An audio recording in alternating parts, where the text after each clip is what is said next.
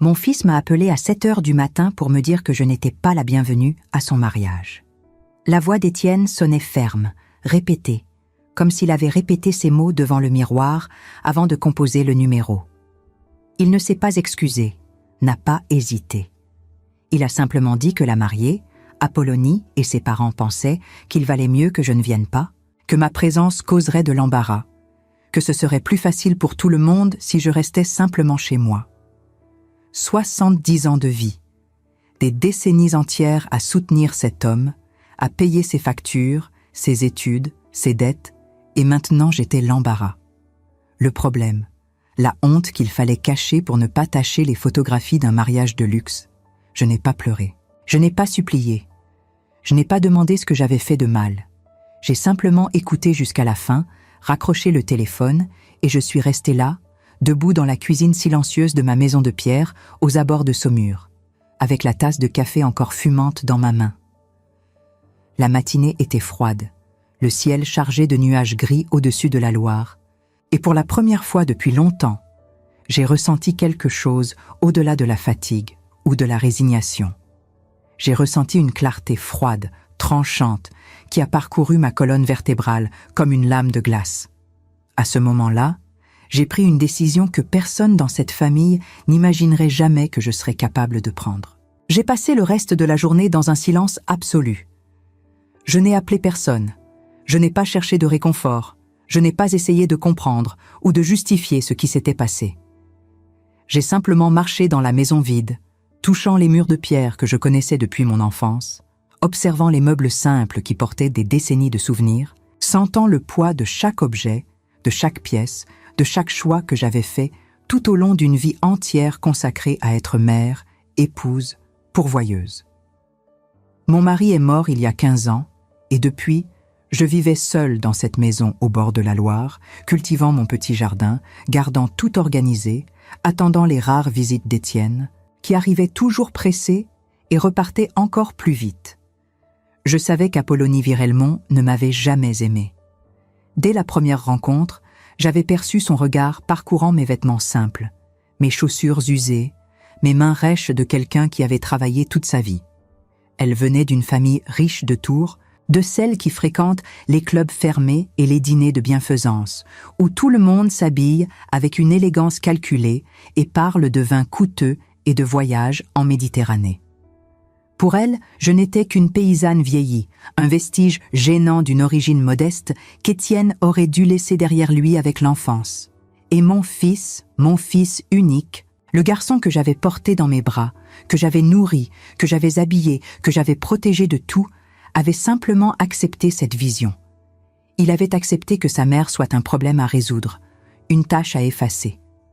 Tandis que l'après-midi tombait sur Saumur et que les ombres s'allongeaient sur les murs de la cuisine, je me suis assise à la table en bois où j'avais pris des milliers de repas seuls et j'ai ouvert le tiroir que je gardais depuis des années sans jamais le montrer à personne. À l'intérieur, organisés dans des enveloppes jaunies par le temps, se trouvaient tous les documents que mon mari avait laissés, tous les actes de propriété, tous les papiers qui prouvaient exactement qui j'étais et ce que je possédais.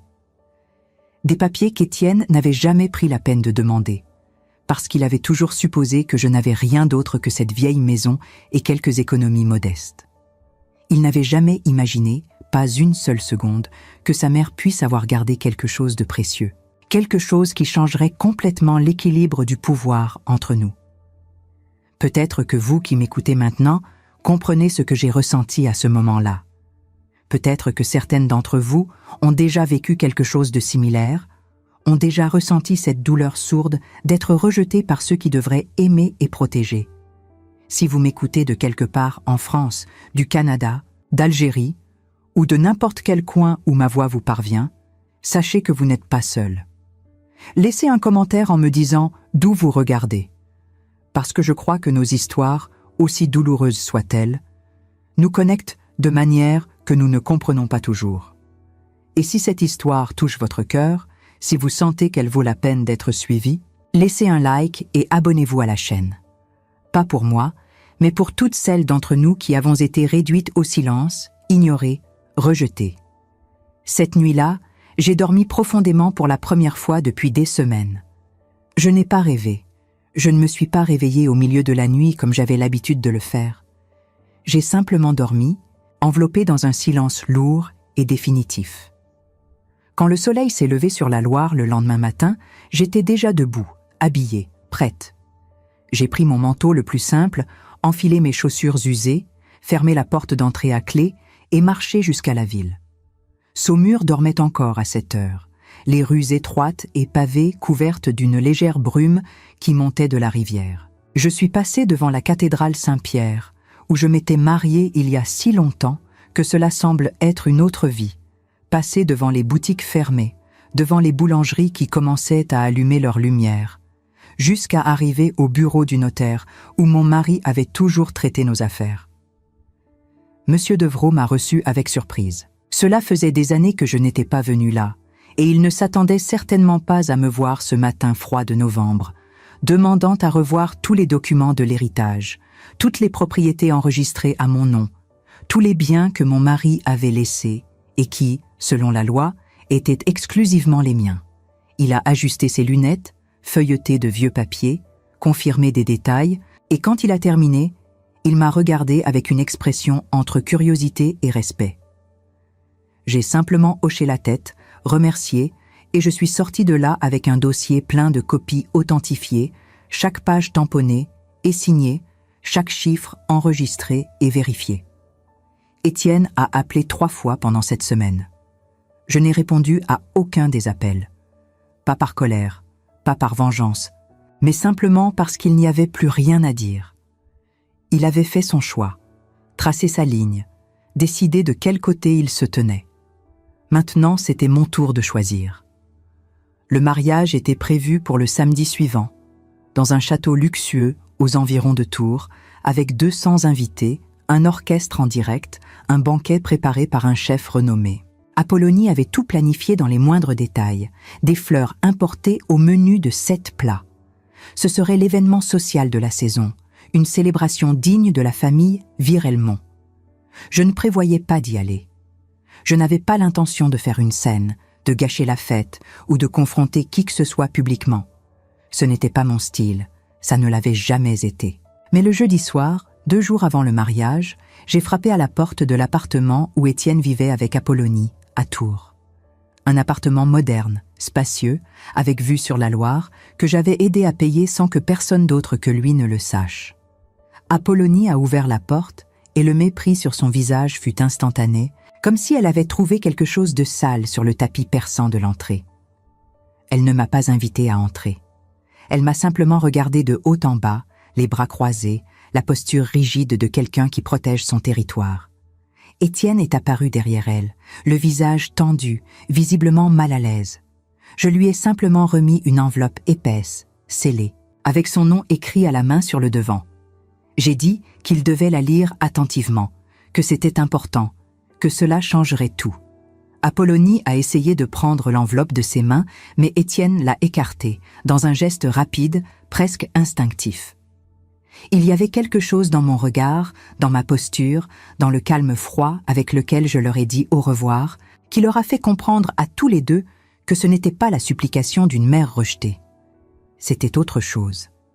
Quelque chose qu'ils ne pouvaient pas encore nommer. Je suis retournée à Saumur cette même nuit, j'ai fermé la porte de ma maison de pierre à clé et préparé un thé chaud dans la cuisine silencieuse. La pleine lune illuminait le jardin dehors, projetant de longues ombres sur l'herbe humide. Je me suis assise à la fenêtre, observant la Loire couler lentement sous la lumière argentée, et pour la première fois depuis des décennies, j'ai ressenti quelque chose qui ressemblait à la paix. Ce n'était pas du bonheur, ce n'était pas du soulagement.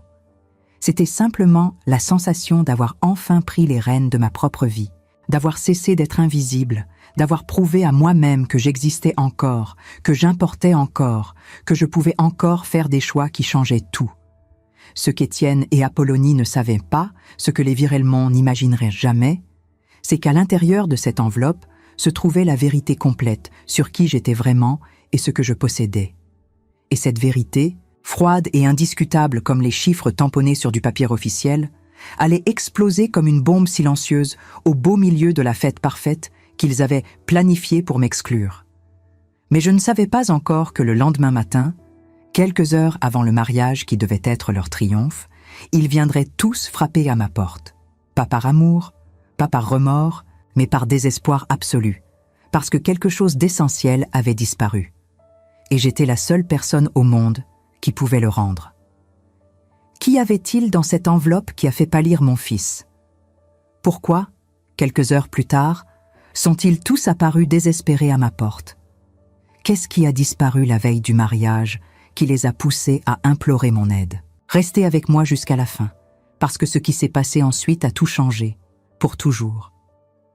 Le samedi matin, je me suis réveillée avec le chant des oiseaux qui nichent dans les vieux murs de pierre de ma maison. Le ciel était clair, lumineux, un de ces matins de novembre où le soleil bas transforme la Loire en ruban d'argent liquide.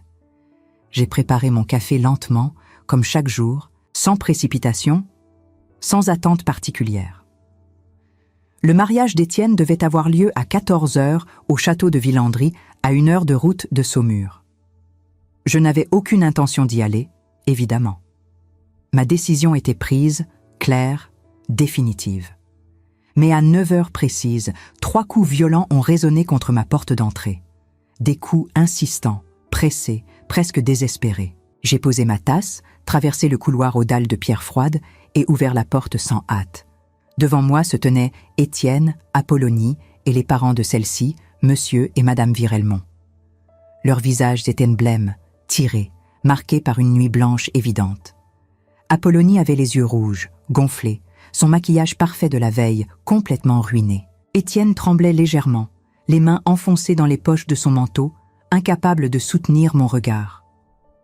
Monsieur Virelmont, cet homme imposant que j'avais rencontré une seule fois et qui m'avait à peine adressé la parole, fut le premier à parler. Sa voix, habituellement autoritaire et condescendante, était maintenant rauque, cassée par quelque chose qui ressemblait à de la panique pure. Il me demanda, presque supplia, si je pouvais les laisser entrer, s'il vous plaît, que c'était urgent, que c'était une question de vie ou de mort.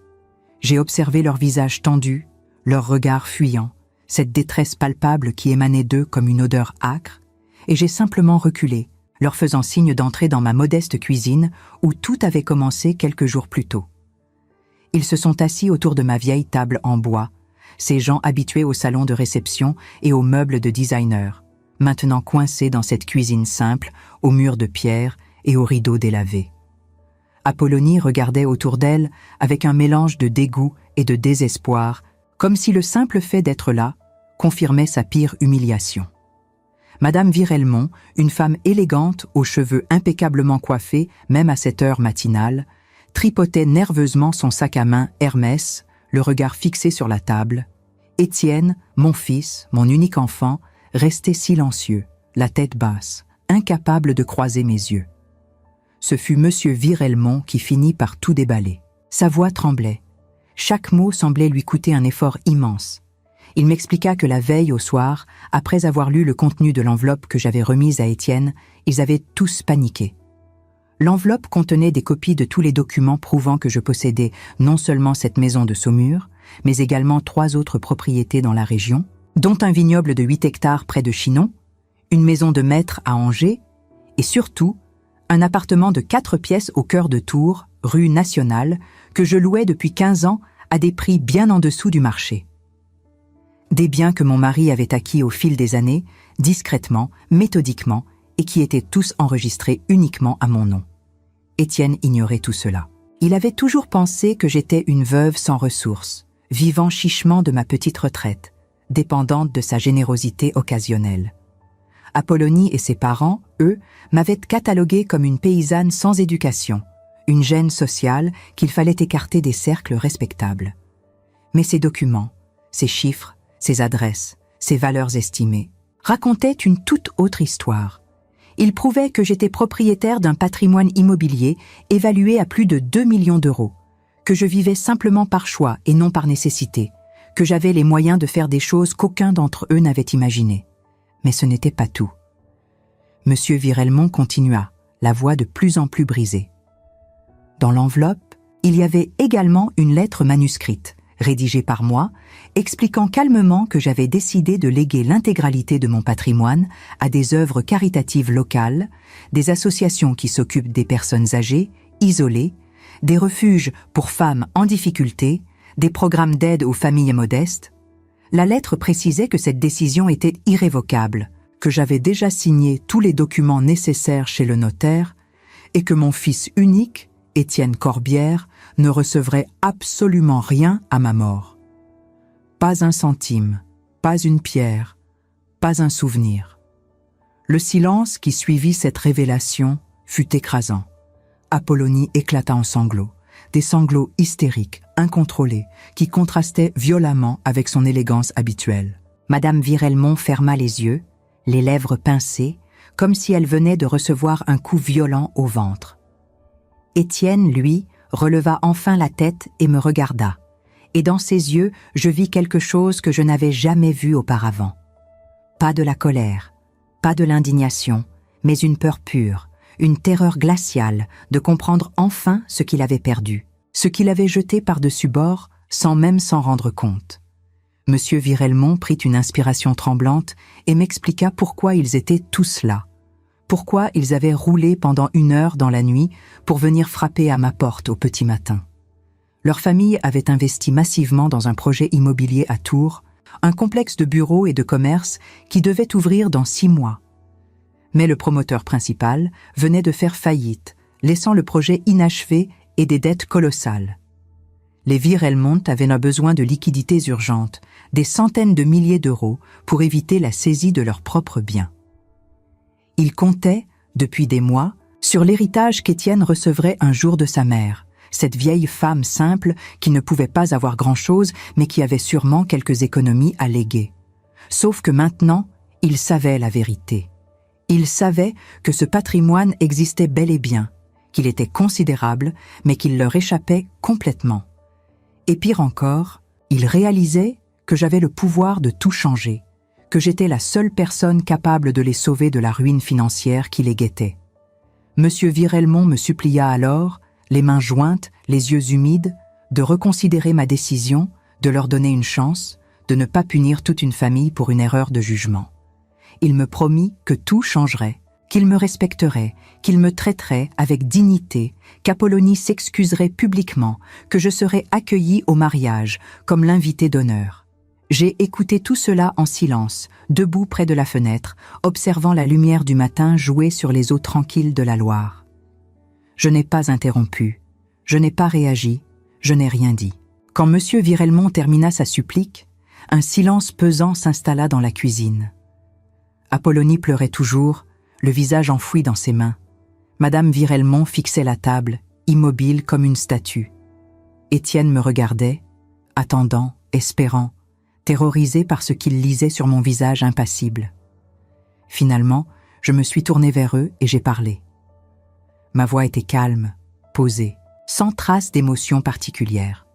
Je leur ai dit que leur demande était intéressante, que j'allais y réfléchir sérieusement, mais que j'avais besoin de temps. Le mariage était dans quelques heures, et je ne pouvais pas prendre une décision aussi importante dans la précipitation. Je leur ai suggéré de rentrer à Tours, de célébrer ce mariage qu'ils avaient tant planifié, et de revenir me voir le lendemain matin, à tête reposée, pour discuter calmement de tout cela. Monsieur Virelmont protesta, expliqua qu'il ne pouvait pas célébrer quoi que ce soit dans ces circonstances, que toute la famille était sous le choc, que le mariage devrait peut-être être reporté. Mais je restais ferme. Je leur dis que la vie continuait, que les invités attendaient, que tout était organisé et qu'il serait dommage de gâcher cette journée. Je promis de réfléchir sérieusement à leur situation et de leur donner une réponse définitive le lendemain. Ils partirent, défaits, épuisés, sans avoir obtenu ce qu'ils étaient venus chercher. Étienne fut le dernier à franchir le seuil de la porte. Il se retourna, ouvrit la bouche comme pour dire quelque chose, puis se ravisa et sortit en silence. Je refermai la porte doucement, m'appuyai contre le bois froid et respirai profondément. Quelque chose en moi avait changé. Quelque chose de fondamental, d'irréversible. Le mariage eut lieu cet après-midi-là. J'imagine qu'ils ont joué leur rôle, souri aux photographes, coupé le gâteau, dansé sous les lustres du château. Mais je sais aussi que derrière chaque sourire, derrière chaque toast, derrière chaque félicitation, ils pensaient à moi, à cette vieille femme dans sa maison de pierre qui tenait leur avenir entre ses mains ridées. Et moi, je restais chez moi, tranquille, sereine, préparant soigneusement ce que j'allais leur dire le lendemain matin. Parce que cette histoire était loin, très loin d'être terminée. Le dimanche matin, ils sont revenus, tous les 4, exactement comme la veille, mais cette fois leurs visages portèrent les traces d'une nuit encore plus terrible. Le mariage avait eu lieu, les apparences avaient été sauvées devant les 200 invités, mais je savais que chaque minute de cette réception avait dû être un supplice silencieux. Apollonie portait encore sa robe de mariée sous un long manteau de laine, comme si elle n'avait même pas pris le temps de se changer. Ses yeux étaient cernés, vides, presque éteints. Étienne avait vieilli de 10 ans en 24 heures. Monsieur Virelmont, d'habitude si imposant dans ses costumes 3 pièces impeccables, avait le teint gris, les épaules voûtées, comme un homme qui vient de recevoir un diagnostic fatal. Je les ai fait entrer sans un mot, et cette fois, je ne leur ai pas proposé de s'asseoir. Nous sommes restés debout dans le salon, cette pièce que je garde toujours fermée, sauf pour les grandes occasions, avec ses vieux fauteuils recouverts de tissu fané et ses photos jaunies accrochées au mur. La lumière du matin filtrait faiblement à travers les rideaux de dentelle, créant des ombres allongées sur le parquet ancien qui craquait sous nos pas. L'atmosphère était suffocante, chargée d'une tension presque palpable. Monsieur Virelmont semblait avoir perdu toute son arrogance, toute cette assurance condescendante qui le caractérisait lors de notre première rencontre. Il attendait, les mains tremblantes enfoncées dans les poches de son manteau, que je prononce le verdict qui déciderait du sort de sa famille.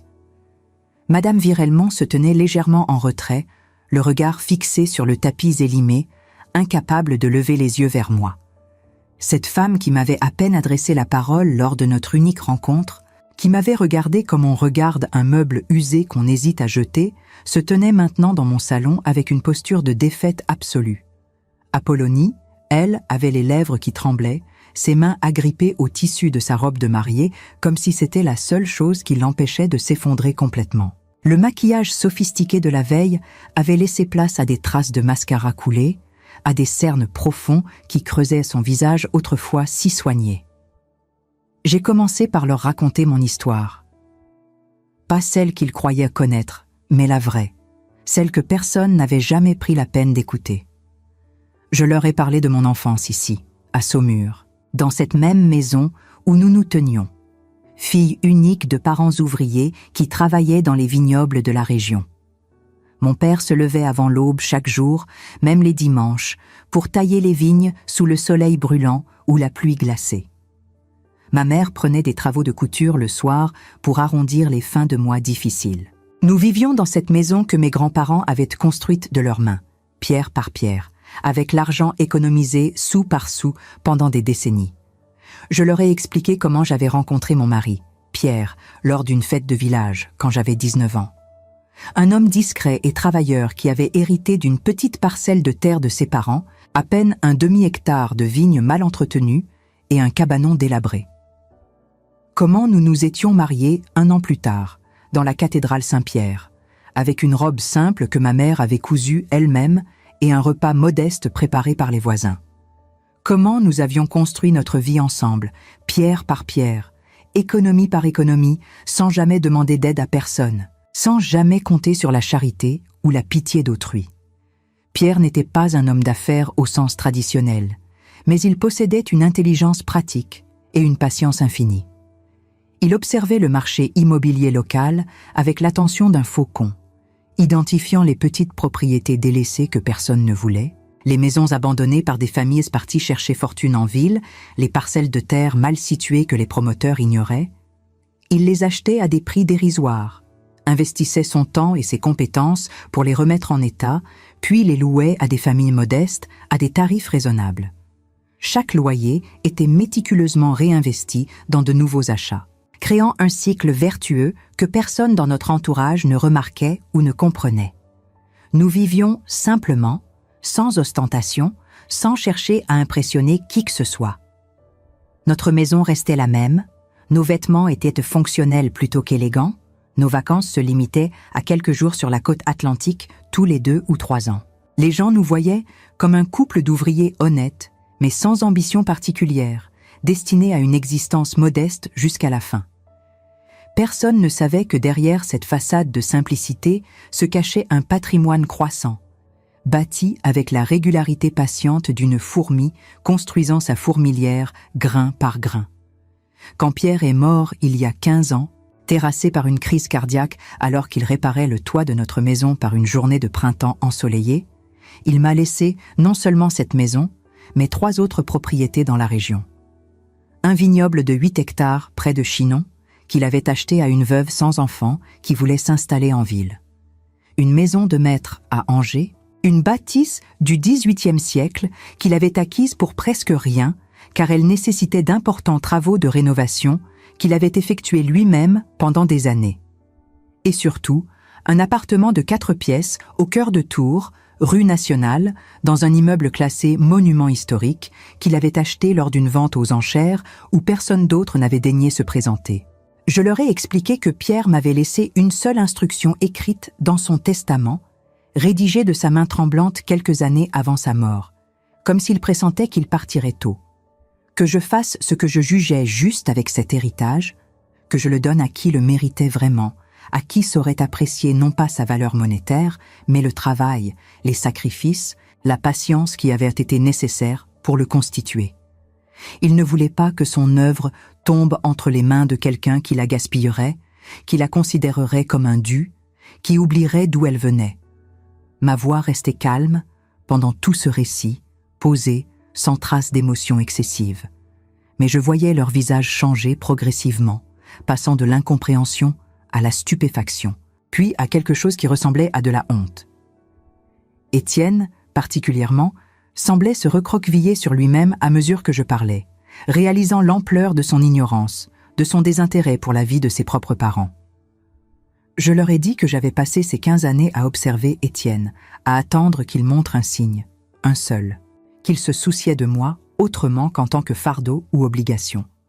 J'avais attendu qu'il me pose des questions sur ma vie, qu'il s'intéresse à mon bien-être, qu'il vienne me voir sans avoir besoin d'argent ou de service, qu'il me demande comment j'allais réellement, pas juste un « ça va » distrait en passant la porte avant de repartir une heure plus tard, qu'il remarque les photos sur les murs, qu'il s'intéresse aux histoires derrière ces visages jaunis, qu'il veuille connaître d'où il venait vraiment.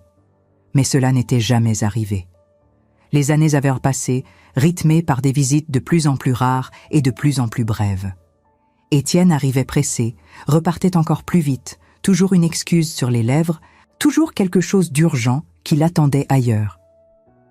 J'étais devenue une simple ombre dans sa vie, une présence gênante qu'il supportait par devoir filial, une obligation qu'on coche sur une liste mentale pour avoir la conscience tranquille.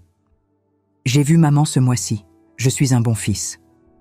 J'ai continué mon récit, leur expliquant que même cette négligence, cette indifférence progressive, j'aurais pu la supporter.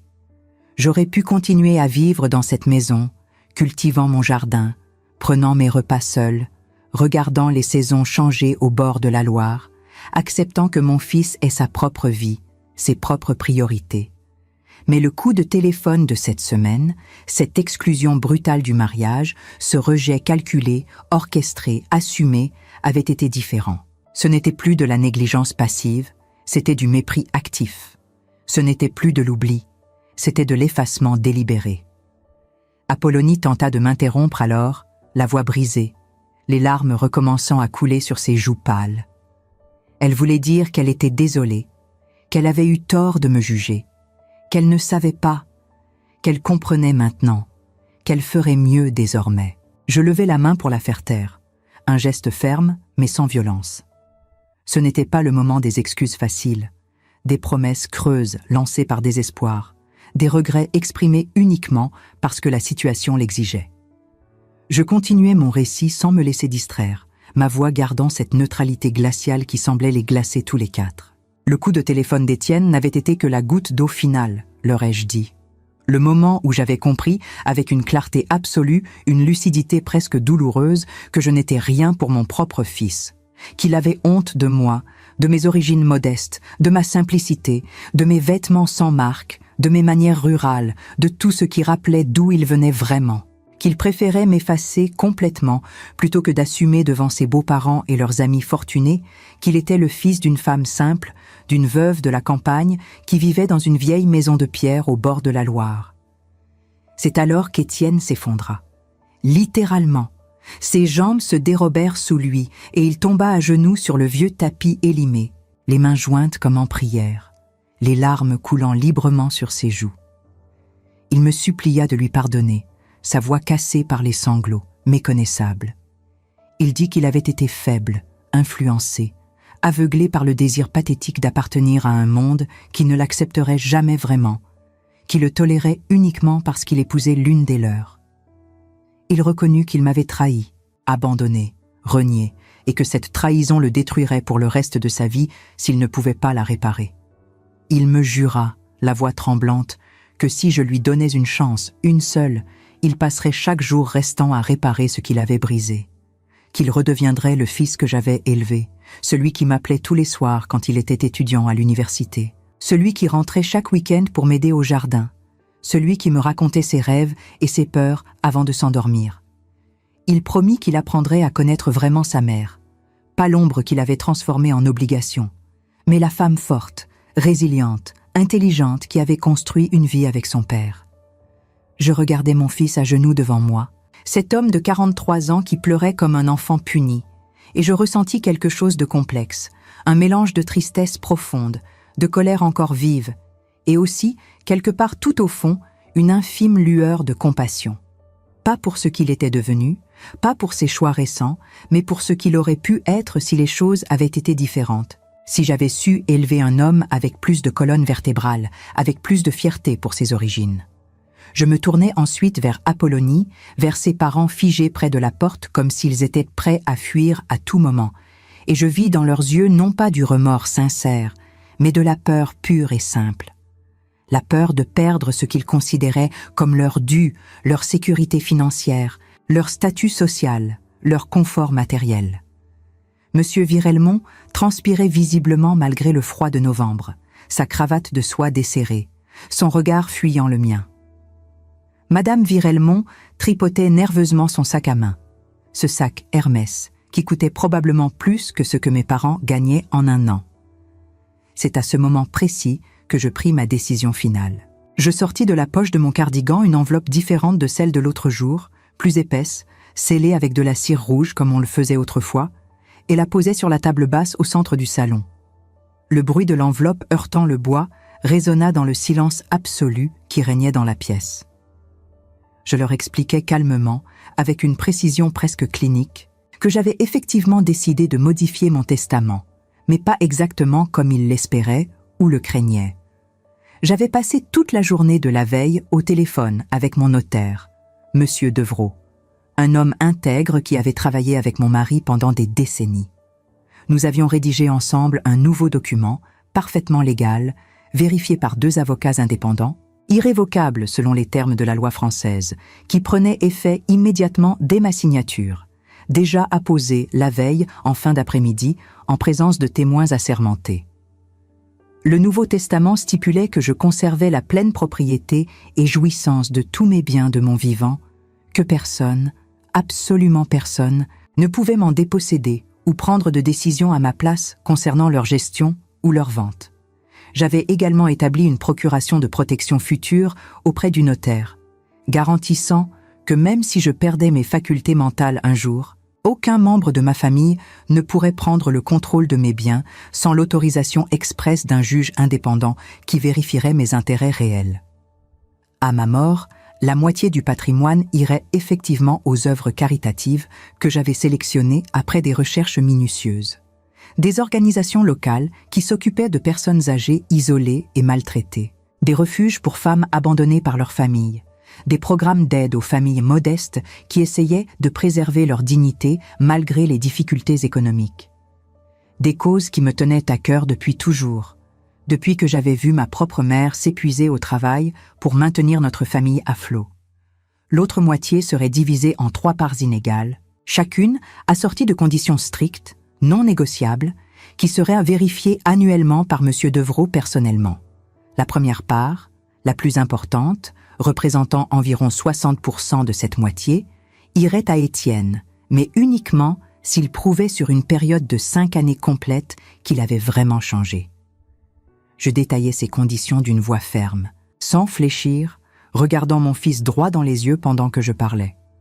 Étienne recevrait sa part d'héritage uniquement s'il me rendait visite au minimum 1 fois par semaine, chaque semaine, sans exception, sauf maladie grave ou empêchement majeur dûment justifié. S'il m'appelait régulièrement, au moins 3 fois par semaine, sans raison particulière, juste pour prendre de mes nouvelles, pour discuter, pour maintenir un lien vivant entre nous.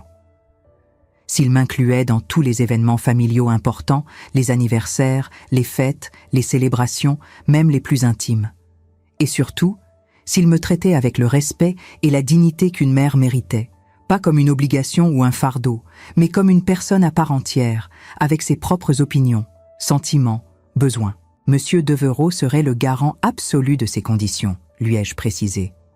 Chaque année, il vérifierait minutieusement que les engagements étaient respectés, non pas juste dans la lettre, mais dans l'esprit. Il me rendrait visite, m'interrogerait sur la qualité de nos relations, évaluerait si Étienne faisait des efforts sincères ou s'il se contentait de cocher des cases mécaniquement. Si Étienne échouait, même une seule fois, même pour une seule condition non respectée, sa part serait automatiquement et immédiatement transférée aux œuvres caritatives, sans possibilité de recours, sans négociation possible. La deuxième part, plus modeste, représentant environ 30%, irait à une petite fille ou un petit-fils, si Étienne et Apollonie décidèrent d'avoir des enfants et m'incluaient activement, réellement, sincèrement dans leur vie. Cette part serait bloquée jusqu'à la majorité de l'enfant, gérée par un trust bancaire indépendant qui garantirait son éducation et son avenir, lui permettant de poursuivre des études, de voyager, de construire sa vie sans les contraintes financières qui avaient marqué ma propre jeunesse. La troisième part, la plus petite, symbolique, représentant les 10% restants, irait au Virelmont, mais uniquement sous forme de prêt sans intérêt, remboursable sur 10 années selon un échéancier strict. Ce prêt leur permettrait de sauver leur projet immobilier catastrophique et d'éviter la faillite imminente qui les guettait.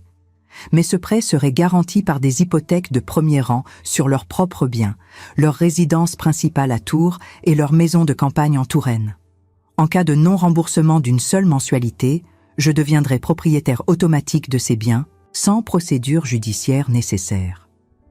Le silence qui suivit ma déclaration fut total, écrasant, presque insoutenable. Apollonie regardait l'enveloppe comme si c'était un serpent venimeux prêt à la mordre. Madame Virelmont avait les lèvres tremblantes, les yeux fermés, comme si elle priait pour se réveiller de ce cauchemar. Monsieur Virelmont, cet homme qui m'avait à peine regardé quelques jours plus tôt, qui m'avait traité comme une quantité négligeable, hocha lentement la tête après un long moment, comprenant parfaitement qu'il n'avait aucun pouvoir de négociation, aucune marge de manœuvre. C'était accepter ces conditions ou faire face à la ruine complète, immédiate, définitive. Étienne, toujours à genoux, releva les yeux vers moi, le visage ravagé par les larmes et l'épuisement émotionnel. Il demanda d'une voix à peine audible, presque un murmure, si je croyais vraiment qu'il pouvait changer, si après tout ce qui s'était passé, après toutes les années de négligence et d'indifférence, après cette trahison ultime, il y avait encore une possibilité réelle de réparer ce qu'il avait détruit, de reconstruire ce qu'il avait saccagé.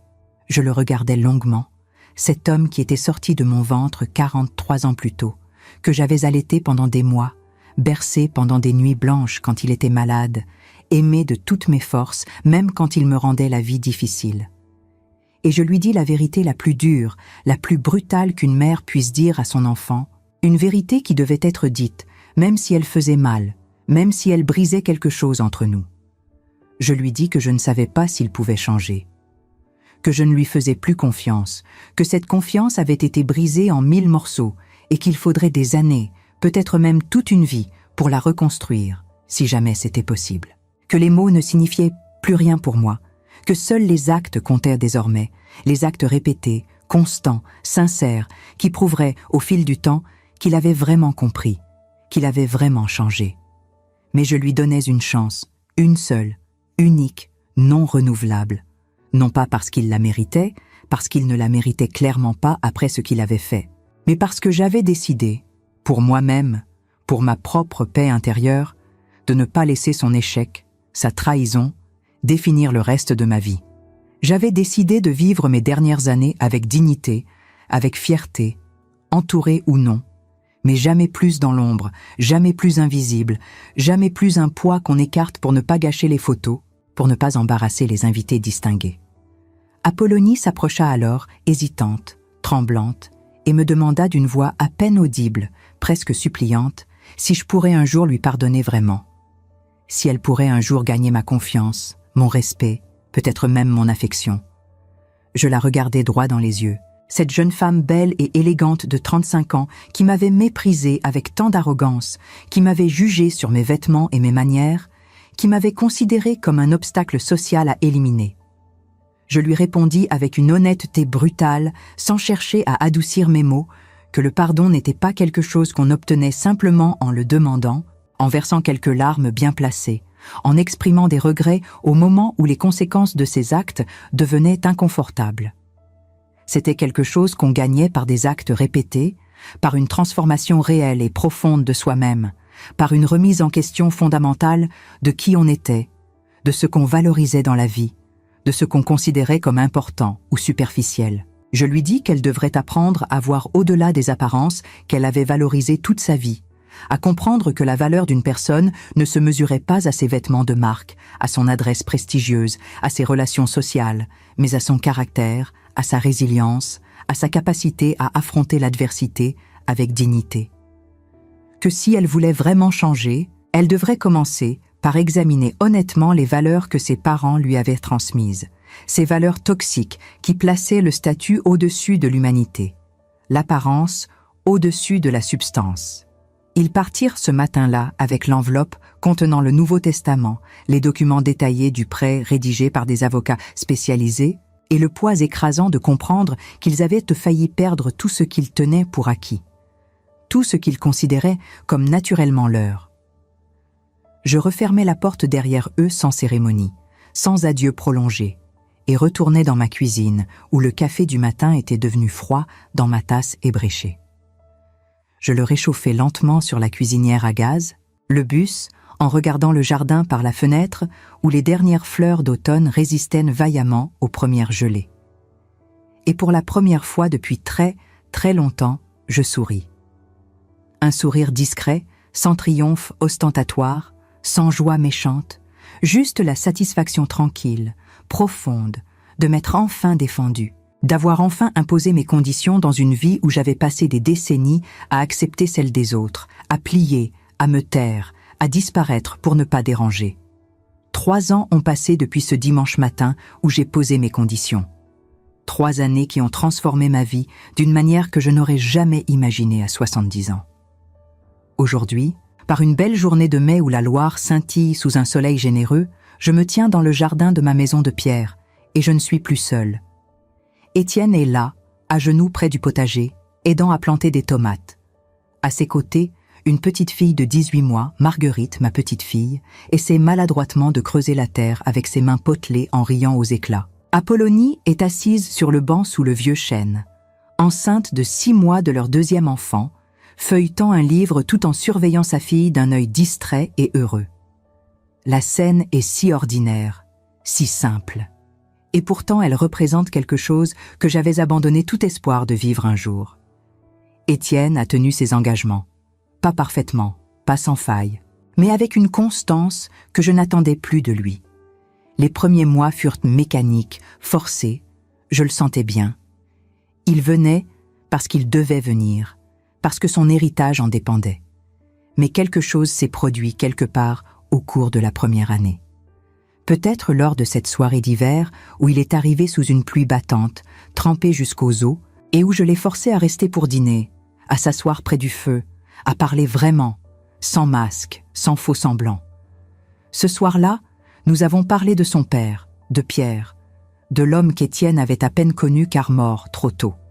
Je lui ai raconté des histoires qu'il n'avait jamais entendues, montré des photos jaunies qu'il n'avait jamais vues, Expliquer comment son père avait construit ce patrimoine non par cupidité, mais par désir de sécurité, par peur de la précarité qu'il avait connue enfant.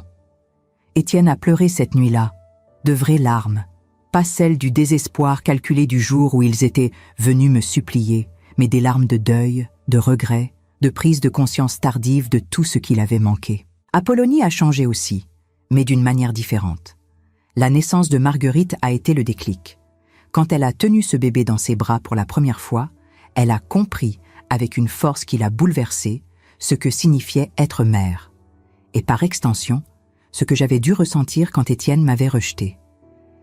Elle est venue me voir seule, quelques semaines après l'accouchement. Marguerite endormie dans son couffin, et elle s'est excusée. Vraiment excusée. Pas par intérêt, pas par calcul, mais avec une humilité sincère qui m'a touchée malgré toutes mes défenses. Elle m'a dit qu'elle avait été élevée dans un monde où l'apparence comptait plus que l'essence, où le statut social déterminait la valeur d'une personne, et qu'elle avait reproduit ces schémas sans jamais les questionner. Mais devenir mère l'avait forcée à réfléchir au genre de valeurs qu'elle voulait transmettre à sa fille, et elle avait réalisé, avec horreur, qu'elle ne voulait pas que Marguerite grandisse avec le même mépris pour les gens simples, la même obsession des apparences qui l'avait définie pendant tant d'années.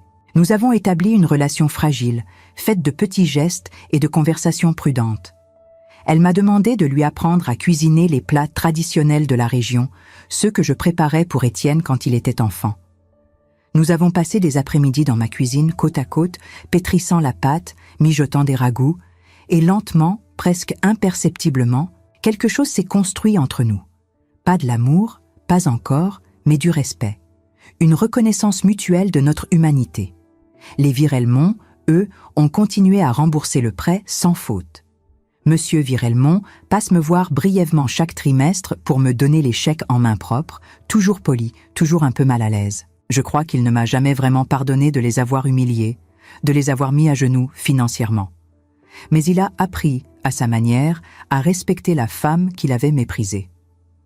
Madame Virelmont m'envoie une carte à chaque Noël, toujours signée avec chaleur, toujours accompagnée d'une invitation à leur réveillon que je décline poliment. Je n'ai aucune envie de réintégrer leur monde, et je crois qu'ils le comprennent maintenant. Ma vie a pris une richesse inattendue.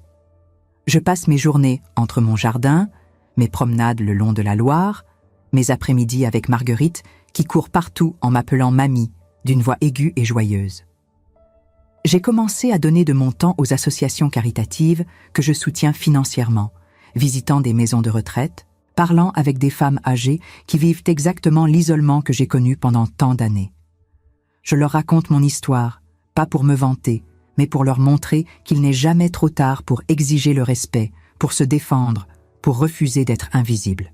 Monsieur Devrault, mon notaire, me rend visite régulièrement pour vérifier que tout se passe conformément aux termes du testament.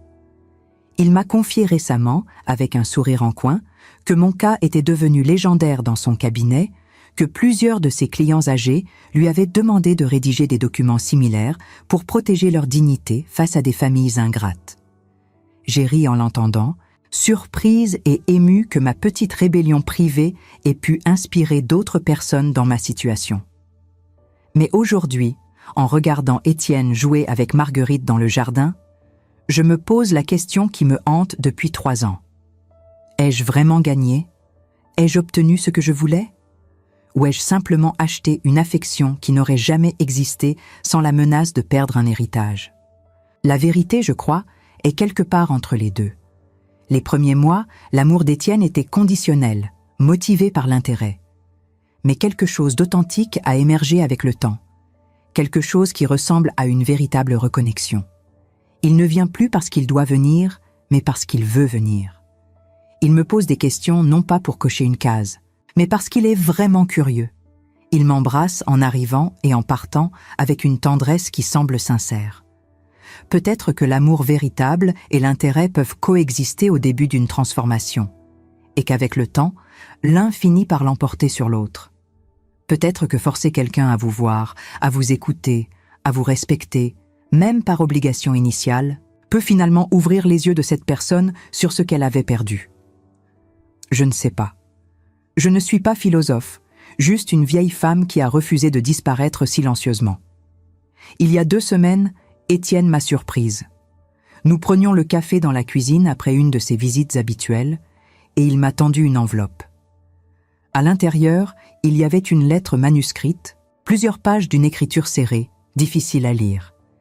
Il m'a demandé de la lire plus tard, quand je serai seule, et il est parti rapidement, visiblement ému. Ce soir-là, assise dans mon fauteuil près de la fenêtre, j'ai lu cette lettre. Étienne y racontait sa version de notre histoire, comment il s'était perdu en cherchant à s'élever socialement, comment il avait trahi tout ce que son père lui avait enseigné, comment il avait abandonné la seule personne qu'il avait toujours aimée inconditionnellement. Il écrivait qu'il ne méritait pas mon pardon, qu'il ne le demandait même plus, mais qu'il voulait que je sache que ces 3 années passées à reconstruire notre relation avaient été les plus importantes de sa vie, qu'elle lui avait appris qui il était vraiment, au-delà des apparences et des ambitions creuses. Il terminait la lettre en disant que même si je décidais demain de tout léguer aux œuvres caritatives, même si je changeais d'avis sur son héritage, il continuerait à venir me voir chaque semaine jusqu'à ma mort. Parce qu'il avait compris, trop tard peut-être, que ce qui comptait vraiment n'était pas l'argent, ni les propriétés, ni le statut social, mais le lien fragile et précieux entre une mère et son fils.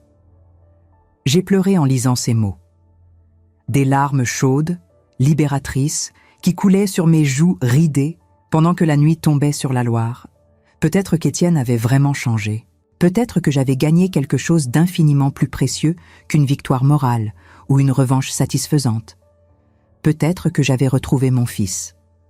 Aujourd'hui, par cette belle journée de mai, alors que Marguerite court vers moi en trébuchant, les mains pleines de terre, et qu'Étienne la rattrape en riant, je réalise que ma vie n'est plus définie par ce qui m'a été enlevé, mais par ce que j'ai choisi de reprendre. Je ne suis plus la vieille femme invisible qu'on cache des photos de mariage. Je suis Isabeau Corbière, propriétaire d'un patrimoine construit pierre par pierre, grand-mère d'une petite fille radieuse, mère d'un fils imparfait qui apprend lentement à devenir un homme meilleur. Les 2 années qui restent avant la fin de la période de 5 ans me semblent à la fois longues et courtes. Longues parce que je sais que les rechutes sont possibles, que les vieux schémas peuvent ressurgir. Courtes parce que je vieillis, que mon corps commence à me rappeler que 73 ans ne sont pas rien, et que je veux profiter de chaque moment où je me sens enfin vue, entendue, respectée. Monsieur Devrault m'a demandé récemment si je comptais maintenir les conditions du testament jusqu'au bout des 5 ans, ou si j'envisageais de les assouplir, vu les progrès évidents d'Étienne. Je lui ai répondu que je ne savais pas encore, que j'aviserais le moment venu. Mais dans mon cœur, je sais déjà que je maintiens ces conditions. Non par méchanceté ou par désir de contrôle, mais parce qu'elles ont créé un cadre qui a permis à mon fils de se retrouver. Supprimer ce cadre prématurément serait risquer de voir s'effondrer tout ce qui a été reconstruit. Et puis, il y a une autre raison, plus secrète, plus profonde. Maintenir ces conditions me permet de garder ma dignité, mon pouvoir de décision, ma voix dans une famille qui avait décidé que je n'en avais plus. C'est ma manière de leur rappeler, à eux et à moi-même, que je ne suis pas juste une vieille femme qu'on tolère, mais une personne à part entière, avec des droits, des attentes, des limites à ne pas franchir. Il y a quelques jours, Apollonie m'a demandé si je voulais être la marraine de leur 2e enfant, un garçon qui naîtra dans 3 mois. J'ai été surprise par cette demande, touchée aussi, et j'ai accepté après avoir longuement réfléchi. Être marraine signifie s'engager dans la vie de cet enfant, créer un lien spirituel et affectif qui dépasse les simples relations familiales. C'est un honneur que je ne prends pas à la légère, et aussi une responsabilité qui me rappelle que ma vie a encore un sens, une utilité, une importance pour les générations futures. Ce soir, quand tout le monde sera parti et que je me retrouverai seule dans ma maison de pierre, je m'assiérai à la fenêtre de ma chambre, celle qui donne sur la Loire, et je regarderai l'eau couler lentement sous le clair de lune. Je penserai à tout ce qui s'est passé depuis ce matin de novembre où mon fils m'a dit que je n'étais pas la bienvenue à son mariage. Je penserai à la douleur, à la colère, à la décision froide et calculée que j'ai prise ce jour-là. Et je me demanderais si j'aurais dû agir différemment, si j'aurais dû simplement pardonner, oublier, accepter. Mais au fond de moi, je sais que non. Pardonner sans exiger de changement, c'est accepter d'être piétiné encore et encore. Se taire face à l'injustice, c'est participer à sa propre disparition. Je n'ai pas choisi la vengeance, je n'ai pas cherché à détruire, mais j'ai exigé le respect. Et cette exigence, aussi dure qu'elle ait pu paraître, était nécessaire. Ma vie ne sera jamais parfaite. Les cicatrices de cette trahison resteront, invisibles mais réelles. Il y aura toujours une part de moi qui se demandera si Étienne m'aime vraiment ou s'il joue juste un rôle pour préserver son héritage. Mais je choisis de croire qu'il a changé, que notre relation, même imparfaite, est authentique. Parce que l'alternative, rester dans le cynisme et la méfiance permanente, serait gâcher les dernières années qui me restent. La Loire continue de couler, indifférente à nos drames humains, témoins silencieux de générations qui se sont succédées sur ses rives. Et moi, Isabeau Corbière, je continue de vivre un jour à la fois, savourant chaque sourire de Marguerite, chaque conversation sincère avec Étienne, chaque moment où je me sens enfin vivante, visible, importante. Je ne sais pas combien de temps il me reste. Peut-être 5 ans, peut-être 10, peut-être moins. Mais je sais une chose avec certitude. Je ne mourrai pas invisible, oubliée, rejetée. Je mourrai entourée, écoutée, respectée. Et cette certitude, cette victoire tranquille, vaut tous les patrimoines du monde. Quand mon heure viendra, je partirai en sachant que j'ai laissé une trace, que j'ai prouvé qu'une vieille femme simple pouvait se défendre, pouvait exiger la dignité, pouvait refuser d'être effacée. Et j'espère que mon histoire, racontée peut-être par Étienne à ses enfants, par Marguerite à ses propres enfants, servira de leçon, de rappel que chaque vie compte, que chaque personne mérite d'être vue, entendue, aimée, quel que soit son âge, son statut, son apparence. C'est ma victoire. Modeste, discrète, mais absolue. Et elle m'appartient, à moi seule, Isabeau Corbière, la femme qui a refusé de disparaître en silence. Auriez-vous eu le courage de faire ce que j'ai fait ? Je pose cette question non pas pour chercher des applaudissements ou des félicitations, mais parce que je sais, au plus profond de mon cœur, que beaucoup d'entre vous qui m'écoutez en ce moment ont vécu quelque chose de semblable. Peut-être pas exactement la même situation, mais cette douleur d'être mise de côté par ceux qu'on aime, d'être considéré comme un embarras plutôt qu'un trésor, d'être invisible dans sa propre famille alors qu'on a donné toute une vie pour la construire. Pendant 70 ans, j'ai vécu dans l'ombre, acceptant ce qu'on me donnait, me contentant des miettes d'affection quand j'aurais dû exiger le respect. J'ai appris, peut-être trop tard, que notre silence face à l'injustice n'est pas de la sagesse, c'est de la complicité avec notre propre effacement. Et si mon histoire vous a touché, si elle a réveillé quelque chose en vous, alors elle n'aura pas été racontée en vain. Je voudrais savoir ce que vous en pensez vraiment, pas par politesse, mais parce que vos paroles comptent pour moi. Auriez-vous fait le même choix que moi? Auriez-vous donné cette chance à votre fils ou auriez-vous tranché définitivement tout lien? Avez-vous déjà dû poser des limites aussi difficiles dans votre propre famille? Partagez votre histoire dans les commentaires, même si elle est douloureuse, même si elle est différente de la mienne. Parfois, écrire ce qu'on ressent nous aide à comprendre notre propre chemin. Dites-moi aussi d'où vous m'écoutez en ce moment. Êtes-vous en France, au Québec, en Belgique, en Suisse, en Algérie, au Maroc? Êtes-vous assise dans votre salon en regardant la pluie tomber ou dans votre jardin en profitant du soleil? Connaître d'où viennent vos voix me rappelle que nous ne sommes pas seuls dans nos épreuves, que des milliers de kilomètres peuvent nous séparer géographiquement, mais que nos cœurs partagent les mêmes blessures, les mêmes espoirs. Si vous êtes arrivés jusqu'ici, jusqu'à la fin de mon récit, c'est que quelque chose en vous a reconnu une vérité que vous portez peut-être depuis longtemps. Peut-être êtes-vous vous-même dans une situation où vous devez choisir entre votre dignité et la paix factice que procure le silence. Peut-être avez-vous une fille, un fils, un petit enfant qui vous traite comme je l'ai été. Ou peut-être êtes-vous celle qui, sans s'en rendre compte, a mis sa propre mère de côté, et mon histoire vous a fait réfléchir différemment. Ce que j'ai appris de tout cela, c'est qu'il n'est jamais trop tard pour exiger le respect qu'on mérite. 70 ans, 80 ans, 90 ans, peu importe notre âge, nous avons le droit d'être vus, entendus, valorisés. Nous ne sommes pas des meubles qu'on range au grenier quand ils ne sont plus à la mode. Nous sommes des femmes qui avons construit des vies, élevé des enfants, surmonté des épreuves que les générations suivantes ne connaîtront peut-être jamais. Si cette histoire vous a ému, si elle a touché quelque chose de profond en vous, alors abonnez-vous à cette chaîne. Pas pour moi, mais pour toutes ces histoires que nous devons continuer à raconter, pour toutes ces voix qui méritent d'être entendues. Chaque abonnement est une façon de dire que nos vies comptent, que nos expériences ont de la valeur, que nous refusons de disparaître dans le silence. Laissez un commentaire en partageant votre propre réflexion, votre propre vécu.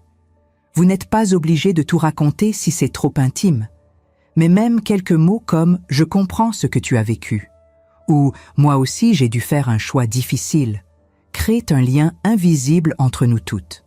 Ces commentaires deviennent une communauté, un espace où nous pouvons nous soutenir mutuellement sans jugement.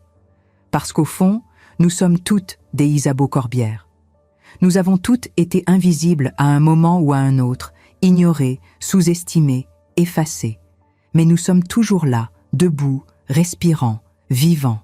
Et tant que nous avons une voix, tant que nous pouvons raconter nos histoires et écouter celles des autres, nous prouvons que nous existons, que nous comptons, que nous ne disparaîtrons pas en silence. Alors dites-moi, d'où m'écoutez-vous aujourd'hui et qu'avez-vous ressenti en entendant mon histoire? J'attends vos mots avec le cœur ouvert, prête à lire chaque témoignage, chaque réflexion, chaque fragment de vie que vous voudrez bien partager avec moi.